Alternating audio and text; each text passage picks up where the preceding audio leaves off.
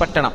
అసలు కాశీ అని తలుచుకుంటే చాలు. పరమశివుడు పార్వతీదేవితో అంటాడు, ఓ పార్వతీ, కాశీ పట్టణానికి ఉన్నటువంటి వైభవం ఏమిటో తెలుసా? సుదతి, పాపములకు ఎదుర్చుక్క కాశీ. ఓ వెలది, ఉపపాతములకు విషము కాశీ. ఓ కళ్యాణి, కళ్యాణముల కాటపట్టు కాశీ. ఓ భామ, ముక్తికి పుట్టినిల్లు కాశీ. కాశీ పట్టణానికి ఉన్నటువంటి గొప్పతనం ఏమిటి అంటే, ఓ సుదతి, పార్వతీదేవిని పిలిచి అంటాడు, పాపములకు ఎదుర్చుక్క కాశీ.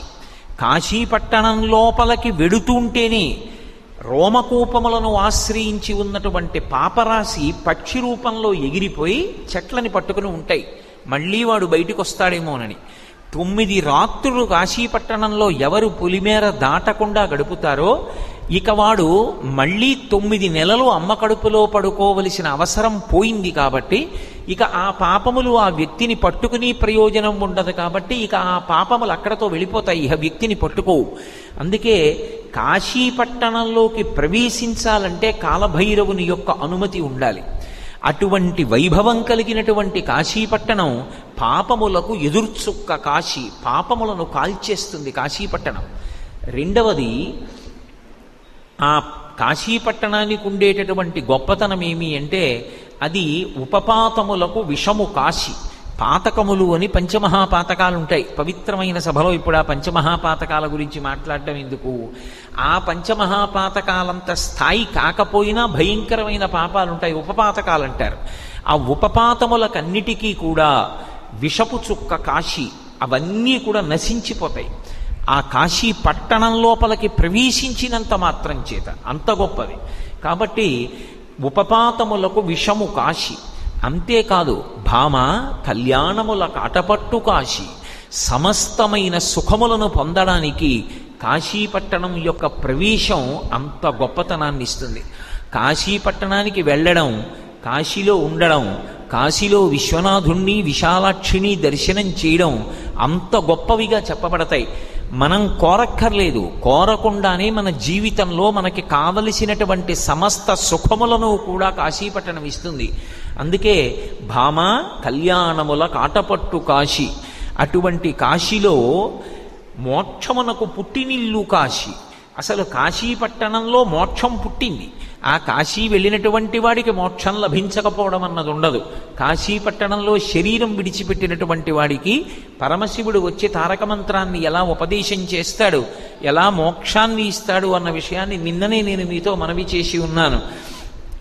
మహానుభావుడు పాలిండ్లు కదలంగ పసిడిపయ్యద వీచువ చలాధిపుని కూర్మి ఆడుబిడ్డ ధూత్కారమునరించి తొండంబు ముక్కున శిఖరారావంబు జిలుకుడుంఠి ప్రత్యక్షమై వచ్చి భాగీరథీ గంగ మృదుల హస్తము సాచి మేలు నివురు ప్రథమోత్తముండు భృంగి భయరక్షణార్థంబు పాలాగ్రమున తీర్చు భసితరేక దక్షిణ శృతి మీదుగా ధాత్రి త్రెళ్ళి పెద్ద నిద్రకు మాగన్ను పెట్టువేళ పంచజనులకు తారక బ్రహ్మ విద్య అభవుడుపదేశమునరించునప్పుడు కాశీ.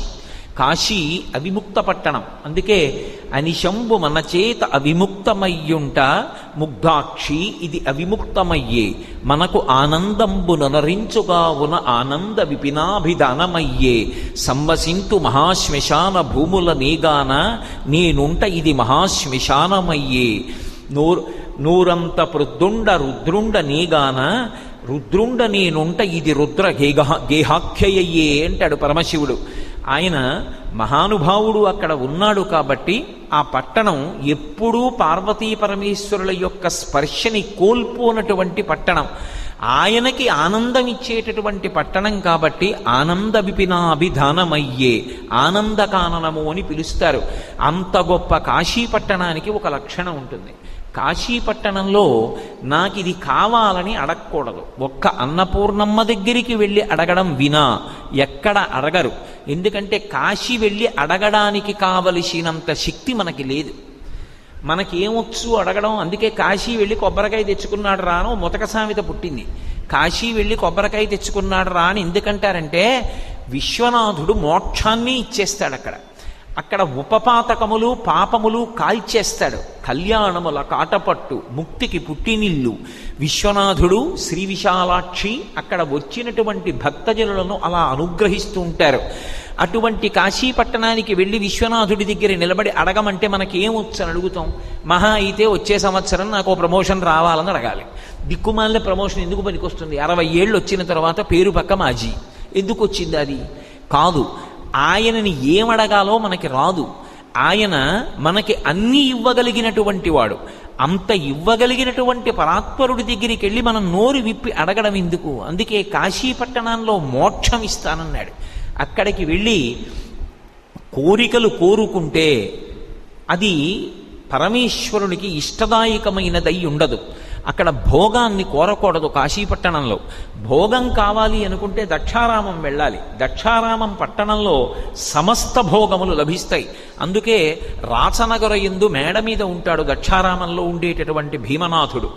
ఎంత భోగం అనుభవిస్తాడంటే ఏకాదశి నాడు రాత్రి అంతరాలయం తలుపులు వేసేస్తే నిశ్శబ్దంగా అర్ధరాత్రి దాటిన తర్వాత అమ్మవారు నిద్రలో ఉండగా అర్చకులు తలుపు తీసి చప్పుడు చెయ్యకుండా పరమశివుడి ఉత్సవమూర్తిని కింద వేశ్యవాడకి తీసుకొచ్చారంటారు. మాణిక్యాంబా దేవాలయానికి తీసుకొస్తారు. తీసుకొచ్చి తలుపులు వేసేసి తెల్లవారకుండా మళ్ళీ రాణివాసానికి తీసుకెళ్ళిపోతారు. అంటే అక్కడ పరమశివుడు అనుభవించని భోగం ఉండదు, భక్తులకు ఇవ్వని భోగం ఉండదు. ఎవరైనా ఎప్పుడైనా నాకు ఉద్యోగం కావాలనుకున్నా, ఉద్యోగంలో భద్రత కావాలనుకున్నా, ఐశ్వర్యం కావాలనుకున్నా వెళ్ళవలసినటువంటి క్షేత్రం దక్షారామం. ఎప్పుడైనా సరే నోరు విప్పి అడగవలసినటువంటి అవసరం లేని క్షేత్రం అవిముక్తపురి, కళ్యాణదాయకం, మోక్షపురి కాశీపట్టణం. కాశీపట్టణంలో వ్యాసుడంతటి వాణ్ణి పరీక్షించాడు పరమేశ్వరుడు. ఆయనకి భిక్ష దొరకలేదు కొన్ని రోజుల పాటు. దొరకకపోతే ఎక్కడ లేని కోపం వచ్చేసి గంగానదీ జలాలు మధ్యాహ్నం ఎవరూ తనకు అన్నం పెట్టలేదని చేతిలో నీళ్లు పోసుకుని కాశీ పట్టణాన్ని శపించబోయాడు. కాశీపట్టణంలో ఒక విచిత్రం ఉంది. భారతదేశంలో కాశీపట్టణం తర్వాత మళ్ళీ అటువంటి విచిత్రమైనటువంటి విభూతి ఉన్న పట్టణం ఒక్క మంథనీయే అని నేను విన్నాను. ఆఖరికి ఇంట్లో ఎవరైనా శరీరం విడిచిపెట్టేసినటువంటి వాళ్ళు ఇంట్లో శవం ఉన్నా సరే, అమ్మా ఆకలేస్తోందమ్మా అన్నం పెట్టండి అని అడిగితే అన్నానికి లోటు లేనటువంటి ఊళ్ళు, అన్నదానం చేయడానికి ఎప్పుడూ సిద్ధంగా ఉండేటటువంటి కుటుంబాలు ఉన్న ఊళ్ళు భారతదేశం మొత్తం మీద 2. ఒకటి కాశీ, 2 మంథని. మంథనిలో అన్నదానానికి లోటు ఉండదంటారు. ఇక్కడికి వచ్చి అమ్మా ఆకలేస్తోంది అంటే అన్నం పెట్టడానికి సిద్ధంగా లేని కుటుంబీ ఉండడు, గృహస్థు. కాశీపట్టణంలో అంతే. అమ్మా ఆకలేస్తోంది అని అడగడమే తర్వాయి అన్నం పెడుతుంది. అసలు కాశీపట్టణానికి ఓ లక్షణం ఉంది.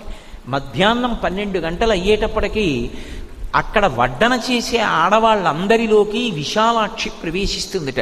అందుకే కాశీ వెడితే మధ్యాహ్న వేళలో వడ్డన చేయడానికి సువాసినులు ముందుకొస్తారు. అయ్యా మేము కూడా కాస్త వడ్డన చేస్తామండి అని. మేము కాశీపట్టణానికి వెళ్ళినటువంటి రోజుల్లో కాశీలో మేము యాత్ర చేసి వచ్చినప్పుడు మాతో పాటు చాలామంది, కొన్ని 100 మంది వెళ్ళాం. కాశీఖండం అంతా అక్కడ కూర్చుని చెప్పుకుంటూ గడిపాం.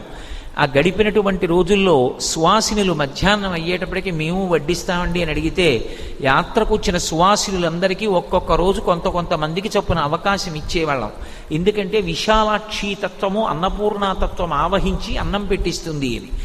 విశ్వనాథుడు వ్యాసుణ్ణి పరీక్ష చేశాడు. వ్యాసుడు 18 పురాణములకు కర్త.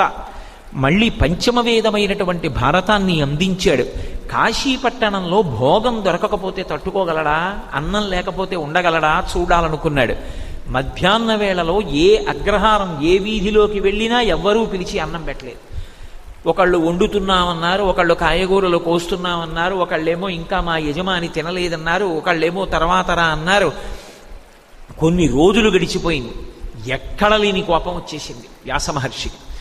నాకు అన్నం దొరకలేదని చేతిలోకి నీళ్లు తీసుకుని ఆయన కాశీ పట్టణాన్నంతటినీ శపించబోయాడు.